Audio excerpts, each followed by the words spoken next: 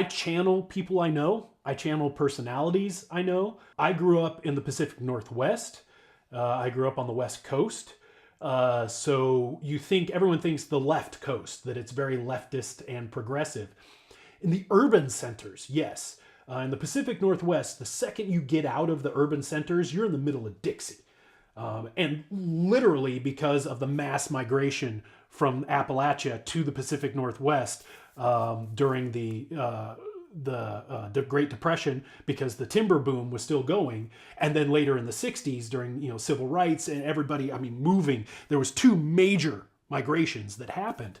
And so I actually grew up with tons of shit-kicking, gun-toting, Confederate flag waving, Bubba truck driving, redneck, you bet. They are as conservative as you can get in Alabama.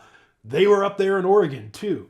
So I can just channel those. I grew up with people. I grew up with families. I grew up with sitting in someone's living room and the dad coming out shirtless with cut off shorts and, a Confederate hat on and his pump action shotgun and be, just saying he's going to go kill some N-word, literally saying that, and then laugh it off and walk out of the room. And you're just kind of like, well, that happened.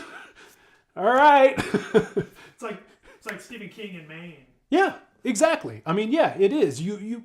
Everyone thinks the South has the stranglehold on backwards conservative redneck thinking. No, it's this country, folks. It's just how it is. You've got for every progressive, you've got a regressive thinker who's like, we need to go back to this way.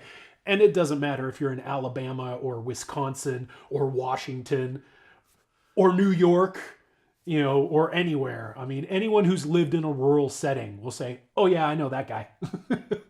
I know that guy. I seriously know that guy. And so that's how I was able to channel. And apparently I've done a good job on a lot of things because I have a strange readership following that I have to mute a ton of people on Twitter and I have to mute a lot of people or just flat out unfriend. But usually I just unfollow on Facebook because they are gun-toting, Trump-loving, regressive, conservative thinking, the rapture's going to come and I'm good, but all you sinners are going to die. There are plenty of those just because I write sci-fi. That's one of the major genres I write, and there's a huge conservative readership in there. So it's something that's why I do sometimes channel some of those nastier characters. Unfortunately, I don't think they get some of the satire tongue-in-cheek. I don't think they get that they're the antagonists in the stories. Some people think, oh yeah, though I totally related to that character. You're like, yeah, they were in there for conflict. That was really it. Okay. You're not supposed to like them. Yeah, you're really not supposed to like them, but apparently you do. Okay.